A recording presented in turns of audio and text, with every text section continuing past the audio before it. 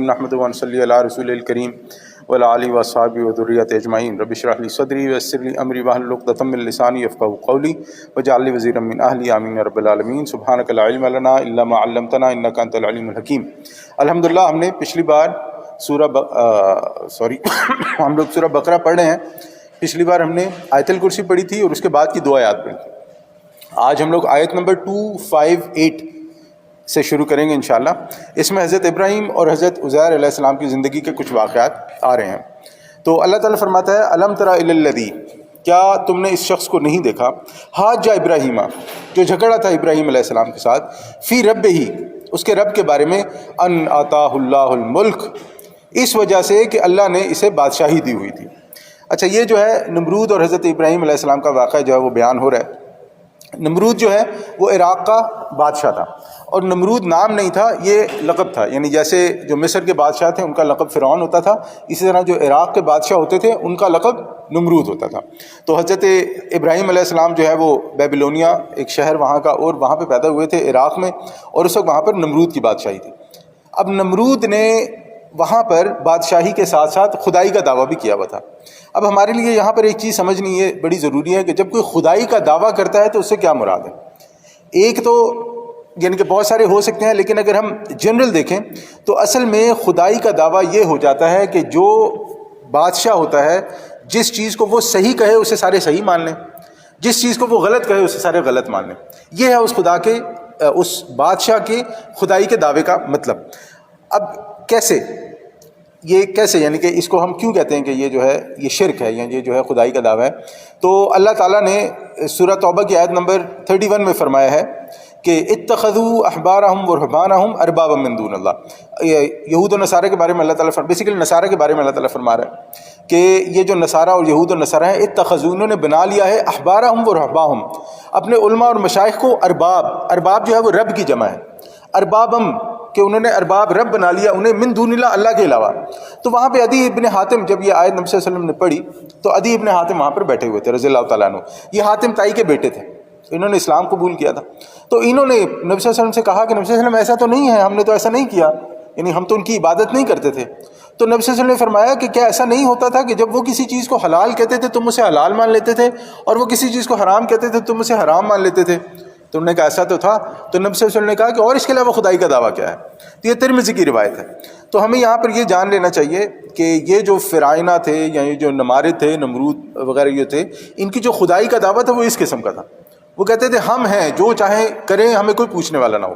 اور آج اگر ہم دیکھیں تو بڑے افسوس کی بات ہے، ہم اپنے ملک کا ہی جو ہے نا وہ نام لے سکتے ہیں، اور کیا کریں گے کہ آج بھی وہاں پر یہی ہوتا ہے کہ جو بھی اوپر آتا ہے وہ کہتے ہیں کہ میں ہی خدا ہوں۔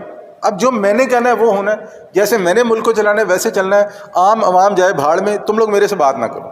پچھلے ہم چلے 70 سال کی بات نہیں کرتے ہیں، 50 سال کی، 40 سال کی، 30 سال کی بات کر لیتے ہیں کہ جو بھی اوپر آتا ہے وہ امیر سے امیر تر ہو جاتا ہے، اور بیچارہ ہمارا ملک اور عوام جو ہے وہ غریب سے غریب تر ہوتے جا رہے ہیں۔ یعنی اب یہ حالت ہو گئی ہے کہ لوگ بیچارے کھانے کو بھی ترس گئے۔ بہرحال بات جہاں سے نکلی تھی کہ یہ مسئلہ ہوتا ہے کہ جب اللہ تعالیٰ کسی کو اختیار دے دے، جب اللہ تعالیٰ کسی کو کوئی بادشاہت دے دے، کوئی عہدہ دے دے، تو اگر اس شخص کے اندر اللہ کا تقویٰ نہیں ہے تو اس کا الٹیمیٹ رزلٹ یہی نکلتا ہے کہ وہ شخص خدائی کا دعوت کر دیتا ہے۔ تو جب یہ نمرود نے کیا تب اس نے کیا کہا، اذ قال ابراہیم، تو جب ابراہیم نے کہا ربی الذی یحیی و یمیت، کہ دیکھو میرا رب وہ ہے جو زندگی دیتا ہے اور موت دیتا ہے۔ قالا، تو اب نمرود نے کہا انا احیی و امیت، یہ کون سی بڑی بات ہے، انا احیی و امیت، میں بھی مارتا ہوں اور زندہ کرتا ہوں۔ اب اس نے کیا کیا کہ جو اس کی قید میں 2 قیدی تھے، کوئی جس کو کسی ایک کو جو ہے وہ سزا ہوئی ہوئی تھی، اس کی کیا اسے کہتے ہیں مارنے کی، اور ایک کو جو ہے وہ چھوڑنے کی سزا ہوئی تھی، تو اس نے جسے چھوڑنے کی سزا تھی اسے مار دیا، اور جسے مارنے کی سزا تھی اسے چھوڑ دیا۔ اس نے کہا لو یہ تو میں بھی کر سکتا ہوں۔ اب دیکھیں یہاں پہ حضرت ابراہیم علیہ السلام نے کیا کیا، اب انہوں نے جو ہے نا مزید کوئی اس کے ساتھ اس بات پہ بحث نہیں کی۔ انہوں نے دیکھا کہ یہ شخص جو ہے نا بلا وجہ کی کٹ حجتی پر اتر آیا ہوا ہے، بلا وجہ کی ضد بازی پہ اتر آیا ہوا ہے، تو اسے ایسا جواب دینا چاہیے کہ جو اس کے ساتھ ساتھ جو باقی لوگ بیٹھے ہیں ان کی عقل میں بھی یہ بات آ جائے کہ یہ جو فضول، یہ جو اس نے نمرود نے حرکت کی ہے یہ بالکل فضول ہے۔ تو قال ابراہیم، تو حضرت ابراہیم علیہ السلام نے کہا فإن اللہ یأتی بالشمس من المغرب من المشرق، کہ میرا رب وہ ہے یأتی جو لے کر آتا ہے بالشمس من المشرق، مشرق سے، یعنی کہ مشرق سے میرا رب جو ہے وہ سورج کو لے کر آتا ہے یا سورج کو مشرق سے نکالتا ہے. فاتی بہا من المغرب، تو تم اپنے رب ہونے کا تمہیں بڑا زوم ہے نا، تم سمجھتے کہ تم رب ہو، تو فاتی من المغرب، فاتی بہا من المغرب، تو اس کو مغرب سے نکال کر دکھاؤ. لو جی فبہت الذی کفر، تو وہ کافر مبہوت ہو کے رہ گیا، یعنی اس کے جو ہے وہ 14 طبق روشن ہو گئے. اب یہاں پر ایک سوال یہ بھی ہے، یہ بھی کہا جا سکتا ہے کہ وہ کہہ سکتا تھا یہ بھی میں ہی کرتا ہوں، یہ جو مشرق سے نکلتا ہے سورج یہ میں ہی نکالتا ہوں، لیکن اس نے نہیں کہا. کیوں؟ کیونکہ جو یہ جانتا تھا کہ میرے پیدا ہونے سے پہلے بھی سورج مشرق سے ہی نکلتا تھا، تو اگر میں یہ دعویٰ کروں گا کہ میں نکالتا ہوں تو یہ جھوٹ ہو جائے گا. تو جب اس کے پاس کوئی جواب نہیں بن پڑا. واللہ لا یہدی القوم الظالمین، تو اللہ تعالیٰ ظالموں کو ہدایت نہیں دیا کرتا. اللہ تعالیٰ نے جو بھی ظالم ہو اللہ تعالیٰ اسے راہیاب نہیں کرتا. وہ چپ ہو گیا اور حضرت ابراہیم علیہ السلام کی اس کے جو سوال تھے اس کا جواب نہیں بن پڑا. اچھا، اس کے بدلے میں اس نے کیا کیا؟ اس کے بدلے میں اس نے اپنے مشیروں سے، اپنے وزراء سے جو ہے وہ مشورہ کیا، اور اس نے کہا کہ حضرت ابراہیم علیہ السلام کو آگ میں ڈال دو. یہ جو ہے نا یہ بندہ بڑا پرابلمٹک ہے، اس کو جو ہے نا آگ میں ڈال دو. اور آج بھی آپ دیکھیں کہ کیا ہوتا ہے. پھر ہم اپنے ملک کی مثال لیں کہ جو بندہ کھڑا ہوتا ہے، جو غلط کو غلط کہتا ہے، صحیح کو صحیح کہتا ہے، وہ کہتے ہیں اس کا کچھ کر تو سکتے نہیں ہے، اس کی جو ہے نا وہ آپ کردار کشی شروع کر دو، اس پہ جو ہے نا جھوٹے الزام لگانا شروع کر دو. اس کو اب مار، پہلے زمانے میں تو مار بھی دیتے تھے نا، جب سوشل میڈیا اور اس کا زمانہ نہیں تھا تب تو مارنا بڑا آسان ہوتا تھا. اب مار بھی نہیں سکتے کیونکہ اب تو ایک سوشل میڈیا پہ پوسٹ آتی ہے وہ آگ کی جنگل میں آگ کی طرح پھیل جاتی ہے. تو اب یہ آپ دیکھیں کہ یہ حضرت ابراہیم علیہ السلام کا دور جو ہے وہ شاید 5، 6، 7 ہزار سال پرانا ہے، لیکن پرابلم تب بھی وہی تھے، پرابلم آج بھی وہی ہے کہ تب بھی لوگ خدائی کا دعویٰ کرتے تھے، تب بھی لوگ کہتے تھے دیکھو مجھے غلط نہ بولو. آج کا بھی یہی مسئلہ کہ دیکھو مجھے غلط نہ بولو. اچھا، ایک چیز اور کہ ہم جو ہے نا یہ ابھی بڑے اوپر کے لیول کی بات کر رہے ہیں، ہم چاہے نیچے آتے جائیں، جس حساب سے اللہ تعالیٰ نے پوزیشن دی ہوئی ہے، جس حساب سے اللہ تعالیٰ نے کسی کو کوئی عہدہ دیا ہوا ہے، اگر اس کے اندر اللہ تعالیٰ کا تقویٰ نہیں ہے تو اس حساب سے انسان کا دماغ خراب ہوتا جاتا ہے. اگر کوئی سپروائزر ہے تو اس کا دماغ سپروائزری کے حساب سے خراب ہوگا، کوئی اگر مینیجر ہے تو اس حساب سے ہوگا، کوئی جنرل مینیجر ہے تو اس حساب سے ہوگا، کوئی سی ای او ہے تو اس حساب سے ہوگا، کوئی ایم ڈی ہے تو اس حساب سے ہوگا، کوئی فلاں. تو یہ بات ہمارے لیے سمجھنا بہت ضروری ہے کہ اگر اللہ تعالیٰ کا تقویٰ اختیار نہیں کیا جائے گا تو ہمارے پاس جو کچھ بھی اللہ تعالیٰ کی رحمت ہے وہ زحمت بن جائے گی.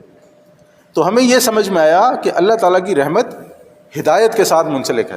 اگر ہدایت نہیں ہے تو ہمارے پاس جو بھی ہے وہ ہمارے لیے وبال بن جائے گا. اب اس کے بعد اللہ تعالیٰ دوسرا واقعہ بیان کروانے، او کالذی مر علی قریۃ، یا پھر جیسے کہ وہ شخص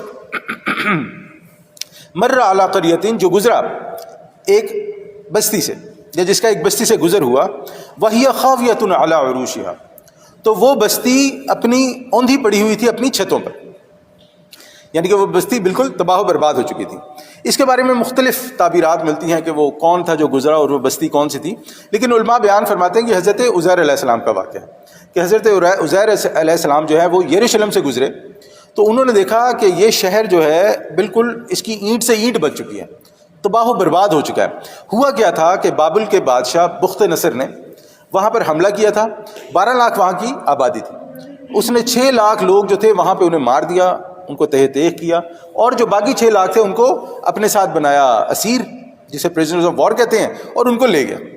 اور یہ بھی کہا جاتا ہے کہ اس نے ہیکل سلیمانی بھی اس وقت جو ہے وہ مکمل شہید کر دیا تھا. تو اب جب یہ جس زمانے میں یہ بستی اجڑی ہوئی تھی تو حضرت عزیر کا وہاں سے گزر ہوا، اور انہوں نے دیکھا کہ نہ تو یہاں پہ بندہ زندہ ہے اور نہ یہاں پہ کوئی عمارت سلامت ہے. تو یہ تو بڑا معاملہ جو ہے وہ عجیب و غریب ہے. تو انہوں نے ایک سوال اپنے آپ سے پوچھا، قالا، اس نے کہا، انا، کیسے، یحیی ھذہ اللہ، اللہ تعالیٰ اس کو یحیی، حیات، زندگی دے گا، بعد موتہا، اس کی موت کے بعد. یعنی کہ یہ کیسے ہو سکتا ہے؟ یہ بڑی حیرت کی بات ہے کہ ہم دیکھتے ہیں کہ میں دیکھ رہا ہوں کہ یہ بستی جو ہے بالکل تہہ تیغ ہو چکی ہے، کوئی بندہ نہیں ہے، بیڑا غرق اس کا ہو چکا، اللہ تعالیٰ پھر بھی اسے زندہ کر دے گا. اب یہ بیسیکلی ایک حیرت کی نوعیت کا سوال تھا، یعنی نعوذ باللہ انہیں کوئی شک نہیں تھا کہ اللہ تعالیٰ نہیں کر سکتا. تو کیا ہوا؟ فَأَمَاتَهُ اللَّهُ مِئَةَ عَامٍ، اللہ تعالیٰ نے ان پر موت وارد کر دی 100 برس کے لیے. ثم بعثہ، اور پھر اس کو اٹھایا. موت وارد کر دی، اس کے 2 مطلب لیا تھا، ایک تو کہ واقعی موت، اور دوسرا یہ کہ وہ سو گئے، اللہ عالم. لیکن جیسے ہم پہلے بھی بات کر چکے ہیں کہ بنی اسرائیل کے، ہمیں یوں کہنا چاہیے تھا کہ بنی اسرائیل اور اس سے پہلے جو ہے یہ اللہ تعالیٰ کے معجزات عام تھے، یہ اللہ تعالیٰ انہیں دکھاتا رہتا تھا، ان کے لیے کوئی بڑی بات نہیں تھی. بہرحال اللہ تعالیٰ نے ان پہ موت وارد کر دی 100 برس کے لیے، پھر انہیں اٹھایا. قال اور پوچھا کم لبثت کتنا عرصہ یہاں رہے ہو؟ قال لبثت یوما انہوں نے کہا ہے شاید ایک دن او بعد یوم یا دن کا کچھ حصہ. ساری بات ہے ایک بندہ اپنے جو حواس میں ہے وہ اگر سو کے اٹھے گا یا اس پر جب تو یہ سوچے گا نا یعنی کہ میں زیادہ سے زیادہ ایک دن 24 گھنٹے سو گیا ہوں گا, اس سے زیادہ کیا سو سکتا ہوں میں, یا 24 گھنٹے سے کوئی تھوڑا بہت کم زیادہ ہوگا. انہوں نے بھی ایسا ہی محسوس کیا کہ میرے ساتھ بھی یہی ہوا ہے. قال تو اللہ تعالیٰ نے فرمایا بل لبثت 100 عام کہ تم پورے 100 سال اس حال میں رہے ہو, یعنی سوئے رہے ہو یا تم پہ وہ موت وارد ہوئی رہی ہے. اب ایک بڑا ان کے لیے شاکنگ معاملہ تھا کہ یہ کیسے ہے. تو پھر اللہ تعالیٰ نے فرمایا فانظر الی طعامک دیکھو ذرا اپنا کھانے کی طرف, و شرابک اور جو تمہارے پینے والا معاملہ ہے اس کی طرف دیکھو. لم یتسنہ اس پر کوئی بساند پیدا نہیں ہوئی, اسے کوئی خرابی نہیں پہنچی, اس کو کوئی پرابلم نہیں ہوئی. وانظر الی حمارک اور جو تمہارا گدھا تھا جس پہ وہ سفر کر رہے تھے, ان کا جو ٹرانسپورٹ جو تھی ان کی, وہ ان کا گدھا تھا. وانظر الی حمارک اور دوسری طرف ذرا اپنے گدھے کو دیکھو. اب جب انہوں نے گدھے کو دیکھا تو گدھا جو ہے وہ بالکل گل سڑ گیا تھا. 100 سال کیا بچا ہوگا, 100 سال میں تو شاید کچھ آثار ہی ہوں گے کہ شاید یہاں پہ کوئی گدھا ہوتا ٹائپ کوئی چیز تھی جہاں پہ ہڈیاں وڈیاں بچی ہوں گی. وَلِنَجْعَلَكَ آیَةً وَانظُرْ إِلَىٰ حِمَارِكَ تو اس اپنے گدھے کی طرف دیکھو, اور یا دوسری طرف اللہ تعالیٰ یہ بتانا چاہ رہا تھا کہ دیکھو اب ہم اسے کیسے تمہارے لیے زندہ کرتے ہیں.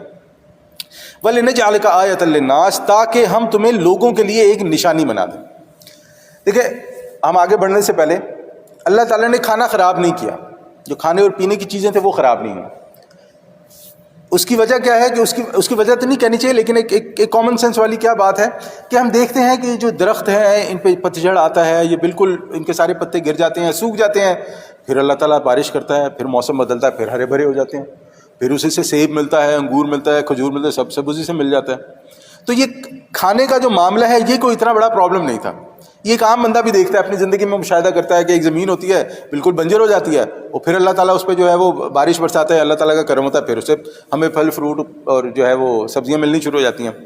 لیکن دوسری طرف یہ جو مرنے کا معاملہ ہے کہ انسان جب یا کوئی جانور جب مر جاتا ہے تو وہ کیسے زندہ ہوتا ہے. وانظر الی العظام کیف ننشزها تو اب ان ہڈیوں کو دیکھو, عظام کہتے ہیں ہڈی کو, اب ان ہڈیوں کو دیکھو کیف ننشزها ہم کس طرح انہیں اٹھاتے ہیں. نشاز کے معنی زندہ کرنے کے بھی آتے ہیں, یعنی ہم کس طرح اٹھاتے ہیں یا کس طرح ہم انہیں زندہ کرتے ہیں. ثم پھر نکسوها لحما تمہاری نگاہوں کے سامنے ان کو گوشت پہناتے ہیں, ان پر گوشت چڑھاتے ہیں, دوسرے الفاظ میں یہ بھی کہتے ہیں. اب ان کے دیکھتے ہی دیکھتے یہ ہوا کہ وہ جو ہڈیاں تھیں, اب وہ کیسے ہوا ہوگا اللہ عالم, ہم اپنی امیجنیشن ہی کر سکتے ہیں کہ وہ ہڈیاں جو تھیں وہ دوبارہ جڑیں, اللہ تعالیٰ نے انہیں جوڑا, اس کے بعد ان پہ گوشت بھی چڑھا, اس کے بعد ان پہ وہ جو بھی معاملہ ہوا اس پہ کھال بھی چڑھی ہوگی, اور وہ گدھا جو ہے بھلا چنگا ٹھیک ٹھاک کھڑا ہو گیا.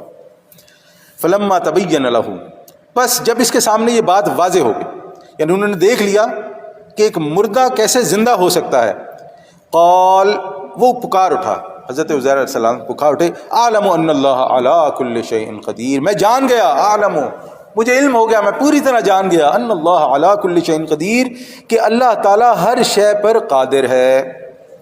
ان کا سوال کیا تھا؟ ان کا سوال یہ تھا کہ دیکھو یہ جو بستی ہے اسے اللہ تعالیٰ کیسے زندہ کرے گا. تو اللہ تعالیٰ نے انہیں, ہم یوں کہہ سکتے ہیں کہ ہر پاسبل طریقہ کسی کے مرنے کا اور زندہ ہونے کا جو اللہ تعالیٰ نے بتا دیا. کھانے جو ہے وہ بھی ہمارے سامنے آ گیا, وہ خود بالکل بھلے چنگے سوئے, بھلے چنگے اٹھ گئے, اور دوسری طرف جو ان کا موڈ آف ٹرانسپورٹیشن جو گدھا تھا اللہ تعالیٰ نے اسے مار بھی دیا, اس کے بعد اس کی ہڈیاں گل سڑ کے کچھ بھی نہیں رہ گیا, اور پھر اللہ تعالیٰ نے ان کے سامنے سے زندہ بھی کر دیا. اب یہاں پر ہم ایک اور چیز کی طرف چلیں, اس کے بعد ایک پہلے معاملہ دیکھ لیں, پھر اس کے بعد اس پر بات کرتے ہیں. اسی طرح کا ایک معاملہ حضرت ابراہیم علیہ السلام کے ساتھ بھی پیش آیا, جس کا اللہ تعالیٰ اس کے بعد ذکر کر رہا ہے. وَإِذْ قَالَ ابراہیم اور کہا ابراہیم نے, یا یاد کرو جب ابراہیم نے بھی کہا ربی آرینی کیف تحیی الموتیٰ کہ یا رب ذرا مجھے دکھا تو دیں, مجھے مشاہدہ کرائیں, کیف کیسے, تحیی الموتیٰ مردوں کو زندہ کرتے ہیں. اب دیکھیں حضرت ابراہیم علیہ السلام یا دوسرے جتنے انبیاء اور رسل ہیں انہیں اس بات میں کوئی شک نہیں ہوتا ہے کہ اللہ تعالیٰ مار کے زندہ نہیں کر سکتا, ایسی بات نہیں ہے. لیکن ہوتا یہ ہے کہ وہ ایک ایسے منصب پر فائز ہیں کہ جہاں پر انہوں نے دوسروں کو اس پر کنونس کرنا ہوتا ہے. تو ایک بندہ جس بات پر, کسی نظریے پر, کسی چیز پر جتنا پختہ یقین اور جتنا کانفیڈنٹ ہوتا ہے وہ اتنے ہی اچھے طریقے سے دوسرے لوگوں کو اس کی طرف بلا سکتا ہے.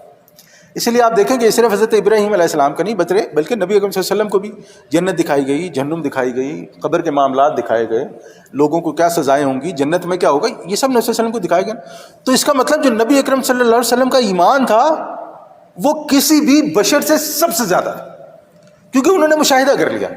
ہمارے لیے جو غیب کی چیزیں ہیں ان کے سامنے حاضر کی ہو گئی، انہیں سب پتہ لگ گیا کیا ہے کیسا ہے. تو یہاں پر بھی کچھ ایسا ہی معاملہ کہ حضرت ابراہیم نے جو ہے نا ذرا تھوڑا سا اپنی شوق کا اظہار کیا کہ اللہ ذرا مجھے بھی دکھائیں کہ یہ کیسے ہوتا ہے. تو اللہ تعالیٰ نے پوچھا، قال، اللہ تعالیٰ نے فرمایا، اولم تؤمن، کہ تمہیں یقین نہیں ہے، تم اس بات پہ ایمان نہیں رکھتے ہو؟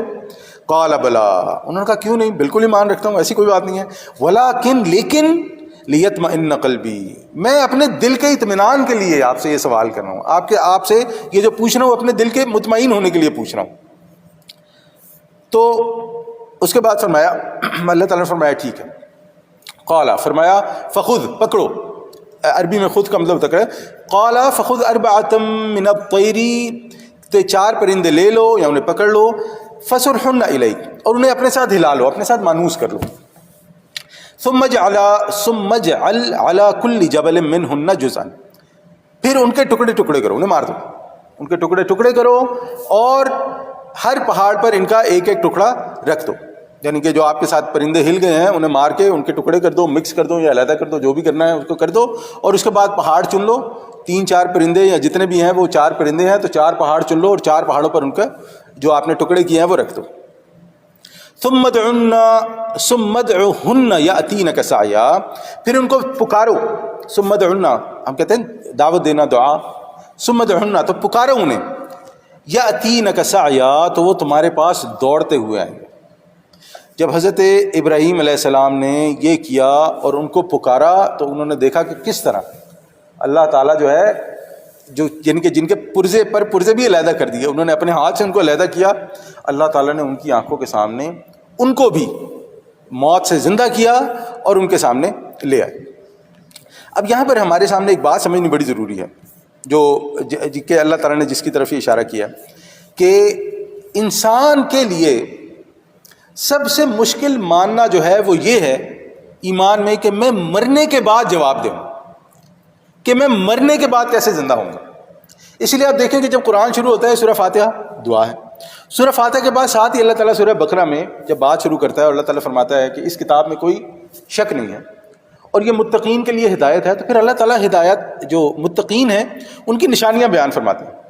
اور اللہ تعالیٰ ان نشانیوں میں جو بات جس کے بارے میں یقین کا لفظ استعمال فرماتے ہیں، اللہ تعالیٰ یہ کہتے ہیں کہ والذین یؤمنون بما انزل الیک، کہ جو آپ پر ایمان لے کے آتا ہے نبی صلی اللہ علیہ وسلم، وما انزل من قبلک، اور ایمان لے کے آتا ہے اس پر جو آپ سے بعد آئے، ایمان نبی صلی اللہ علیہ وسلم پر اور جو نبی صلی اللہ علیہ وسلم سے پہلے کی کتابیں ہیں ان پر، وبالآخرۃ، اور آخرت کے بارے میں اللہ تعالیٰ فرماتا ہے وبالآخرۃ یوقنون، یقین رکھتے ہیں. پہلے فرمایا بما انزل والذین یؤمنون، کہ ایمان رکھتے ہیں جو آپ پر نازل ہوا اور آپ سے پہلے والوں پر نازل ہوا اس پر ایمان رکھتے ہیں. لیکن آخرت کے بارے میں کیا فرمایا؟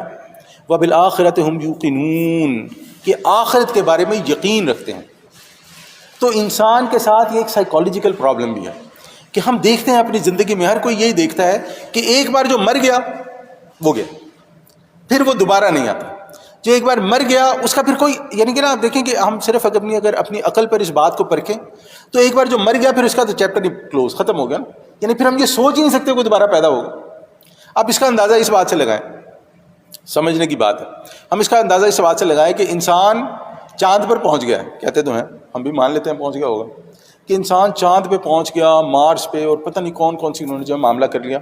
لیکن آج تک اگر کوئی انسان اپنی آنکھ کی بینائی لوز کر جائے، انسان کی آنکھ کی بینائی ختم ہو جائے تو اس کو واپس نہیں دے سکتے. اللہ تعالیٰ نے یہ جو آنکھ بنائی ہے اس کو آج تک ریکور نہیں کر سکتا انسان. تو بات کرنے کی کیا ہے، میرا بات کرنے کا مطلب کیا ہے کہ انسان کے اندر یہ شک پیدا ہونا کہ آخرت ہے یا نہیں ہے، یہ بڑی نارمل چیز ہے. اللہ تعالیٰ اس کے بارے میں سورہ یاسین میں فرماتا ہے کہ انسان کا اس کے بارے میں کیا سوچنا ہے.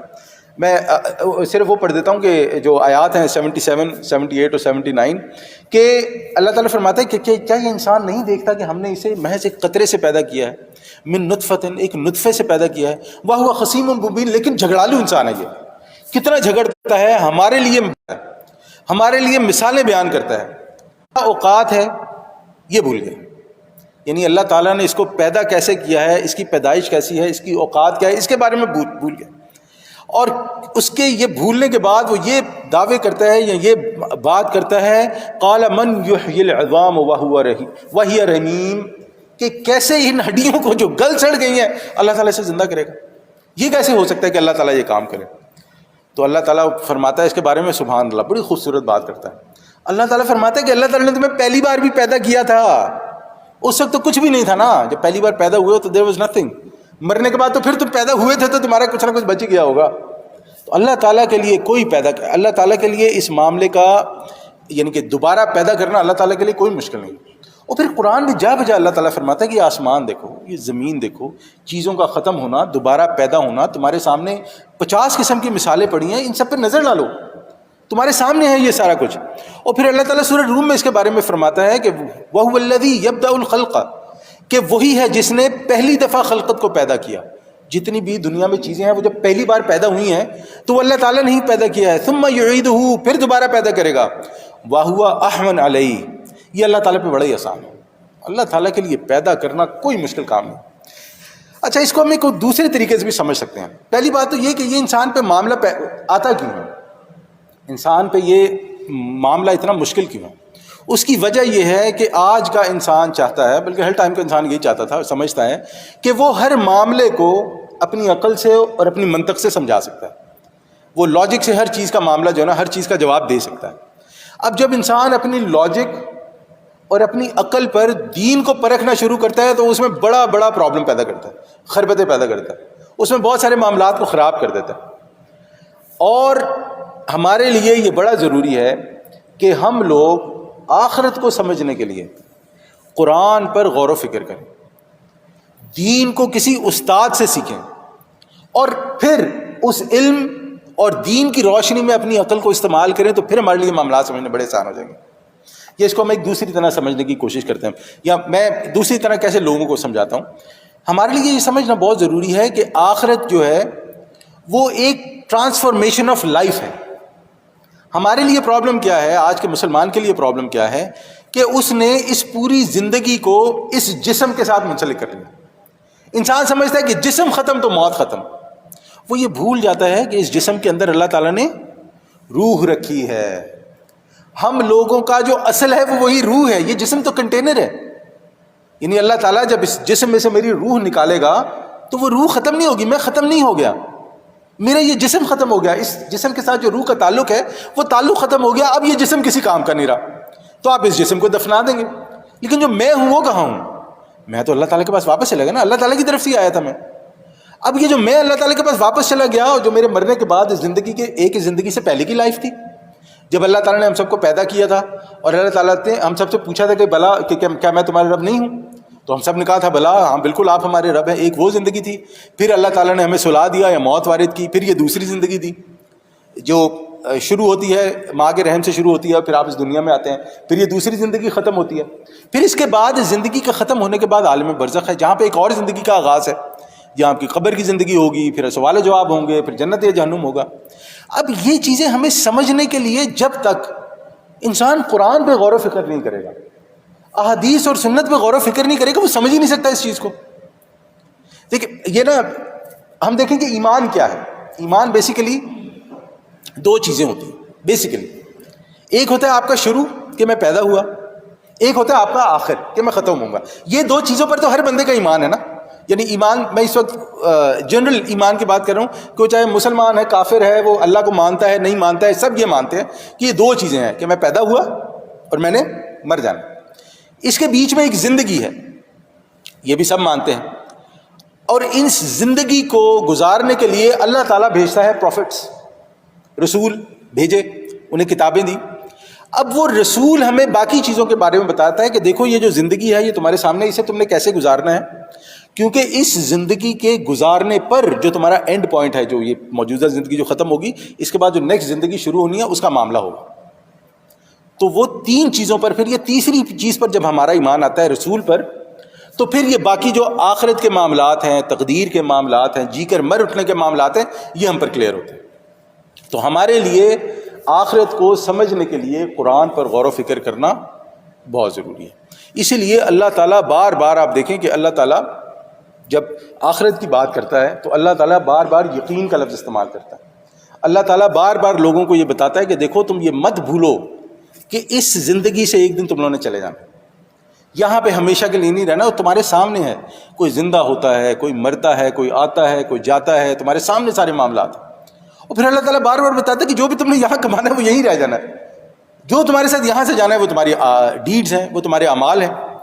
تو یہی بات جو اللہ تعالیٰ ابھی جو ہم نے 2 آیات پڑھی ہیں، یہی چیز اللہ تعالیٰ نے اس میں بھی بتائی ہے کہ وہ جو نمرود تھا وہ بھی یہی سمجھتا تھا کہ انا ربکم الاعلیٰ، جو فرعون سمجھتا تھا کہ انا ربکم الاعلیٰ، کہ میں ہی ہوں، اگر میں نہیں ہوں تو کچھ بھی نہیں ہے، جو میں کروں گا وہی ہوگا۔ پھر اللہ تعالیٰ نے حضرت عزیر کا واقعہ بیان کیا، پھر اللہ تعالیٰ نے حضرت ابراہیم علیہ السلام کا یہ جو ہے واقعہ بیان کیا۔ تو ہمارے لیے اس چیز کو سمجھنا بہت ضروری ہے کہ آخرت پر جب تک یقین نہیں ہوگا، اکاؤنٹیبلٹی نہیں ہوگی، انسان یہ زندگی اچھے سے نہیں گزار سکتا۔ اس کے بعد اب آگے جو 2 رکوع آ رہے ہیں ان کا موضوع ہے انفاق سے بھی فی سبیل اللہ۔ انفاق سے فی سبیل اللہ ہم نے پچھلی بار بات کی تھی کہ اللہ کی، ہم اس کو جنرل بات کرتے ہیں کہ اللہ تعالیٰ کی رضا کے لیے خرچنے کی کئی اصطلاحات ہیں، لیکن اس میں مدیں 2 بڑی مدیں ہیں، یعنی کہ 2 بڑے طریقے ہیں یا 2 بڑے جو ہے نا وہ آپ سمجھے کہ برانچز ہیں جو انسان اللہ تعالیٰ کے لیے خرچتا ہے۔ ایک انسان خرچتا ہے جنرل عوام پر، جنرل لوگوں پر، کسی کو کھانا کھلا دیا، کسی کا بھلا کر دیا، کسی کے کپڑے لے دیے، ایکس وائی زیڈ۔ اس کو ہم تھوڑا سا پرسنل کریں تو پھر انسان اپنے رشتہ داروں پر خرچتا ہے، مسکینوں پر خرچتا ہے، قرابت داروں پہ خرچتا ہے، بیواؤں پہ خرچتا ہے۔ یہ اسی کے ساتھ ہو گیا خرچنے کا معاملہ، یہ ہوگی ایک بڑی مد، ایک بڑی برانچ۔ اس کے بعد ایک دوسری برانچ ہے اللہ تعالیٰ نے جس پہ خرچنے کا حکم دیا ہے، جس پہ علماء کہتے ہیں کہ خاص طور پہ یہ انفاق کا لفظ استعمال ہوتا ہے، وہ ہے اللہ تعالیٰ کے دین کے لیے خرچنا، جسے اللہ تعالیٰ انفاق کہتا ہے، قرض حسنہ کہتا ہے۔ دیکھیں انفاق سے اگر ہم الف نکال دیں تو لفظ رہ جاتا ہے نفاق، اور نفاق جو ہے وہ دل کی بیماری ہے، اور یہ نفاق کی بیماری دل میں تب پیدا ہوتی ہے جب انسان کے اوپر حب دنیا غالب آ جائے، جب انسان اس دنیا سے محبت میں مبتلا ہو جائے، انسان اپنی فیملی جو ہے اس سے حد سے زیادہ محبت میں مبتلا ہو جائے۔ اللہ تعالیٰ نے انسان کو جو ایسیٹس دیے ہوئے ہیں، جو فائدہ مند چیزیں دی ہوئی ہیں، اس سے جو اللہ تعالیٰ نے جتنی محبت بتائی اس سے زیادہ محبت میں مبتلا ہو جائے، تو پھر انسان کے اندر نفاق پیدا ہو جاتا ہے۔ تو اس نفاق کو مٹانے کا یا وہ جو دل کی بیماری ہے اس کو ختم کرنے کا طریقہ یہ ہے کہ انسان انفاق کرے، اللہ تعالیٰ کے دین کے لیے خرچے۔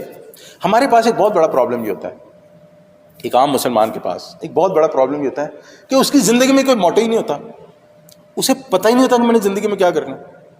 دیکھیں ایک انسان کی حیثیت سے تو ہوتے ہیں بہت سارے موٹو ہوتے ہیں نا، میں نے ڈاکٹر بننا ہے، میں نے انجینئر بننا ہے، میں نے گھر لینا ہے۔ ایک انسان کی، ایک مسلمان کی حیثیت سے کیا موٹو ہے؟ ہاں جنت میں جانا ہے، وہ سب نہیں جانا ہے، ظاہری بات ہے، کون کہتا ہے میں جنت میں نہیں جاؤں گا؟ وہ تو کافر بھی یہ کہتے ہیں کہ ان کا بھی ایک کانسیپٹ ہے کہ ہم جنت ہیں، لیکن ایک مسلمان کی زندگی کا موٹو کیا ہے؟ اگر وہ موٹو یہ بنا لے گا کہ میں نے صرف نمازیں، روزے، زکاتیں، حج کرنی ہے، یہی کرنا ہے، تو یہ تو کیا اسے کہتے ہیں، یہ تو پچھلے ادیان میں بھی موجود تھا نا، یعنی اس میں اتنی بڑی بات کون سی ہوگی، یعنی اس میں اتنا بڑا معاملہ کون سا ہوگا؟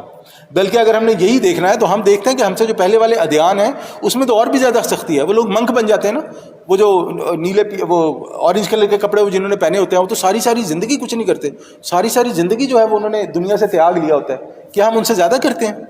ظاہری بات ہے نہیں کرتے ہیں۔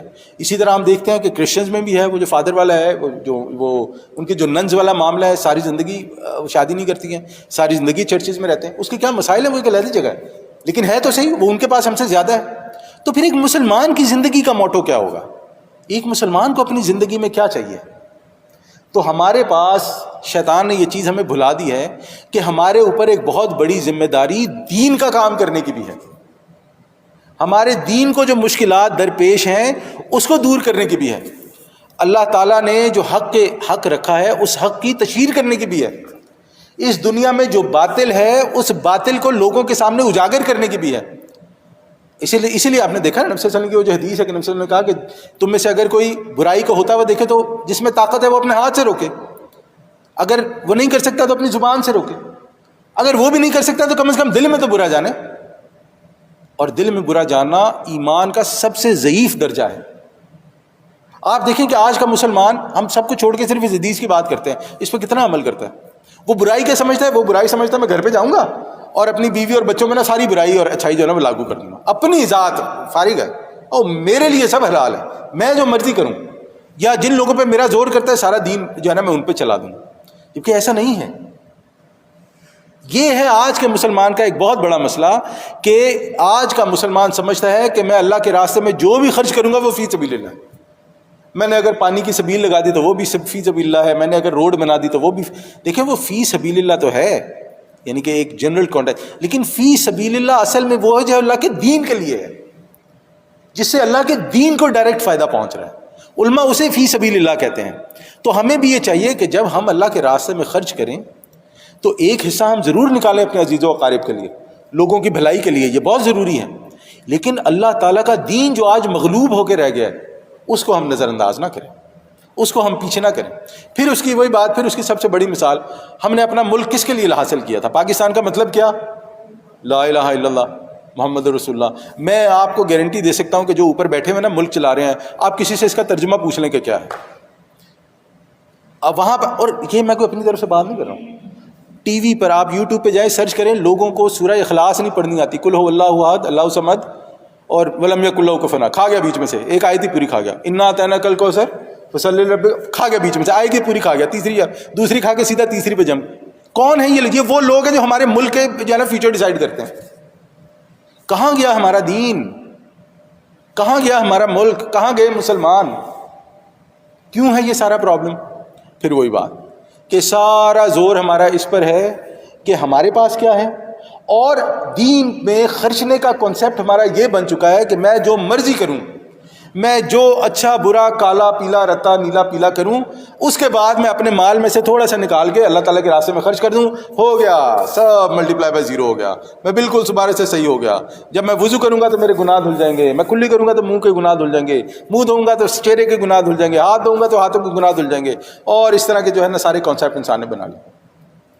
اور یہ پھر وہی بات ہے، میں اپنی طرف سے نہیں کر رہا، آپ دیکھیں کہ جو برائی کرنے والا ہوتا ہے نا وہ بھی خیراتی ادارے بنا دیتا ہے، یا جو چور ڈاکو ہوتے ہیں نا، پہلے زمانے میں ہوتے تھے چور ڈاکو، امیروں سے کھینچتے تھے جا کے جو ہے نا وہ غریبوں میں بانٹتے تھے اور باقی اپنا حصہ رکھ لیا، بڑا نیک کام کیا۔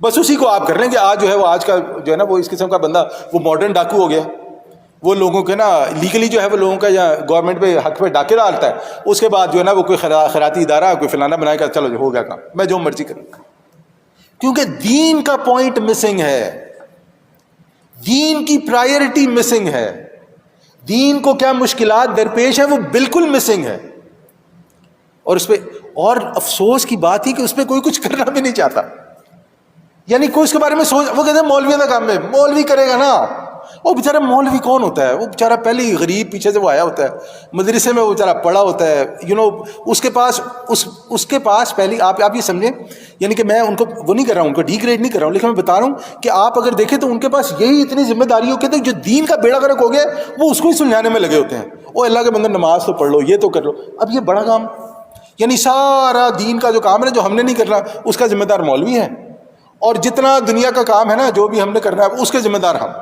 اس میں جو ہے اس میں ہم نے مولوی سے نہیں پوچھنا کہ اگر میں نے گھر لینا ہے تو مجھے سود پہ چاہیے یا نہیں چاہیے، وہ مولوی سے نہیں پوچھنا، وہاں پہ خود مفتی بننا ہے کہ نہیں اس کے بغیر تو ہو ہی نہیں سکتا، ہم لے سکتے ہیں، اس کے بغیر تو چل ہی نہیں سکتا کام، میں اگر فلانا کام کر رہا ہوں مجھے یہ غلط کام کر رہا ہوں، اس کے بغیر تو چل ہی نہیں سکتا، اس کے بغیر تو یہی نہیں ہو سکتا۔ دیکھیں اس کا جواب اللہ تعالیٰ کو دے گا نا جو کرتا ہے، لیکن ہوتا ایسی ہے نا کہ جب ہم نے نماز میں رفع دین کا مسئلہ پوچھنا تو وہ مولوی سے پوچھنا ہے، لیکن جب ہم نے حرام کا فتویٰ لینا تو اس کے لیے ہم خود مفتی ہیں۔ بات بہرحال چلی تھی انفاق سے، تو بات جو ہے نا میرے خیال سے یہ ہم اگلی بار پہ رکھتے ہیں کہ بات جو ہے وہ ذرا لمبی ہو جائے گی، اور یہ جو آگے آیات ہے نا اس میں اتنا خوبصورت ربط ہے، اتنی پیاری باتیں ہیں، اللہ تعالیٰ نے اتنی خوبصورتی سے انفاق کی بات سمجھائی کہ سبحان اللہ۔ لیکن پھر بات وہیں پر جو ہے نا ہم اپنی اس بات کے ساتھ جو ہے نا آج کا معاملہ جو ہے وہ ختم کرتے ہیں کہ ہم لوگ یہ سمجھ لیں، آگے جو انفاق کی آیات آ رہی، ہم لوگ یہ سمجھ لیں کہ جب تک ہم اپنے اوپر دین کی ذمہ داری نہیں سمجھیں گے، میں آپ کو ایک مثال دیتا ہوں، یہ مسجد چلتی ہے نا، یعنی الحمدللہ اس مسجد میں قرآن کا درس ہو رہا ہے، حدیث کا درس ہوتا ہے، انگلش میں درس ہوتا ہے، دین کا کچھ نہ کچھ کام ہو رہا ہے نا۔ آپ ایمان سے بتائیں کہ کتنے لوگ اس مسجد کے لیے پیسے دیتے ہیں؟ یعنی ہمیں مہینے کے اینڈ پہ جو ہے نا گننا ہوتا ہے کہ یار اتنے یہاں چلے گئے، اتنے کتنے بچ گئے، ہمارا کیا خرچہ ہو رہا ہے، کہاں جا رہا ہے، کیوں نہیں دیتے لوگ؟ سوچنے والی بات ہے نا, کیوں نہیں دیتے لوگ؟ نام نہیں آتا. میں اگر مسجد کے لیے 2000 بھی دے دوں گا نا, نام نہیں آئے گا, کسی کو نہیں پتا کس نے دی. اس میں مسجد کمیٹی والے کو پتا ہوگا اگر میں نے چیک لکھ دیا کہ اتنے کا چیک ہے فلانے صاحب, وہ بہت شکریہ صاحب, نام نہیں آتا. لیکن اگر یہی یہاں پہ میں کھڑا ہو کے بولوں کھانا بانٹنا تو کھانا لے آؤ, وہ اتنا کھانا لے آئیں گے, بتائیں گے فلانے کی طرف سے آیا ہے, وہ خود بھی وہاں پہ کھڑے رہیں گے کہ میں خود اپنے ہاتھوں سے بانٹوں گا, سب کو دوں گا. تو ہم یہ بات سمجھ لیں کہ جب تک ہم یہ نہیں سمجھیں گے کہ ہم پر ذمہ داری دین کی بھی ہے, ہم پر ذمہ داری اسلام کی بھی ہے, اسلام کی حفاظت کی بھی ہے, اسلام کو جو معاملات درپیش ہیں اس کی بھی ہے, تب تک ہم لوگ کبھی بھی نہیں سمجھ سکتے کہ نبی اکرم صلی اللہ علیہ وسلم کی زندگی میں انہوں نے اتنی محنت کیوں کی. ہم کبھی نہیں سمجھ سکتے کہ وہ جو کفار مکہ تھے ان کو نمازیں پڑھنے کی کیا تکلیف تھی, انہیں کوئی تکلیف نہیں تھی. انہیں حج کرنے سے کیا تکلیف تھی, انہیں کوئی تکلیف نہیں تھی, وہ حج کرتے تھے. انہیں زکاتیں دینے کی کیا تکلیف تھی, انہیں کوئی تکلیف نہیں تھی, وہ بہت بانٹتے تھے, لوگوں کو بہت کھلاتے تھے.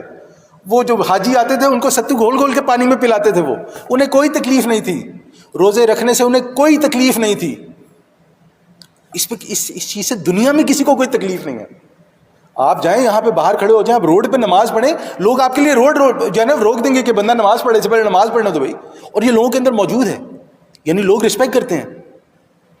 لیکن آپ دین کی بات کریں تو دیکھو یہ بات مت کرو. میں آپ کو ایک چھوٹی سی مثال دیتا ہوں, چھوٹی سی مثال.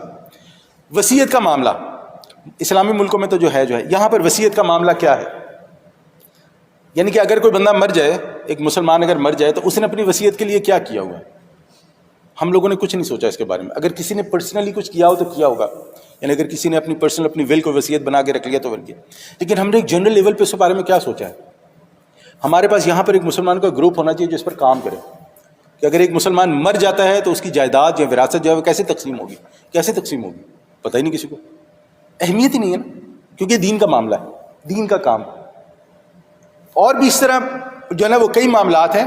تو بات پھر آ کے جہاں پر ہم ختم کریں گے کہ ہم لوگ جب تک یہ نہیں سمجھیں گے کہ میری زندگی کا مقصد تیرے دین کی سرفرازی, میں اسی لیے مسلمان, میں اسی لیے نمازی, کہ مسلمان اور نمازی ہونے کا مقصد کیا ہے, جب تک وہ دین نہیں بنے گا ہم لوگ اسی طرح جو ہے نا وہ صدقہ خیرات کر کے جو ہے نا وہ اپنی ذمہ داریوں سے فارغ اپنے آپ کو سمجھیں گے, اور پھر جو ہے نا معاملات دین کے جو ہے وہ خراب سے خراب تر ہوتے جائیں گے. تو اللہ تعالیٰ سے دعا ہے کہ جو بھی ہم نے پڑھا اللہ تعالیٰ اس کو سمجھنے کی, اس پر عمل کرنے کی توفیق عطا فرمائے. اللہ تعالیٰ ہمارے لیے دین کو آسان بنائے, قرآن کو آسان بنائے, قرآن کو ہمارے دلوں کا نور بنائے, نبی اکرم صلی اللہ علیہ وسلم کو ہماری زندگی کا رول ماڈل بنائے. اللہ تعالیٰ ہماری تمام مشکلات پریشانیاں دور فرمائے. جو بیمار ہیں اللہ تعالیٰ انہیں شفائے کاملہ و عاجلہ و مستمرہ عطا فرمائے. جو فوت ہو گئے ہیں اللہ تعالیٰ ان کی مغفرت فرمائے, ان کے درجات بلند فرمائے, ان کی غلطیاں کوتاہیاں معاف فرمائے, اور ان کو جنت الفردوس کے اعلیٰ مقامات عطا فرمائے انشاءاللہ. اور ان کے عزیز و اقارب کو ان کے لیے صدقہ جاریہ بننے کی توفیق عطا فرمائے, اور ہمیں بھی یہ توفیق عطا فرمائے کہ ہم بھی اپنے والدین کے لیے اور جو فوت ہو گئے ہیں ان کے لیے صدقہ جاریہ بنیں. وصلی اللہ تعالیٰ علی خیر خلق اجمعین برحمتک یا ارحم الراحمین, وآخر دعوانا ان الحمد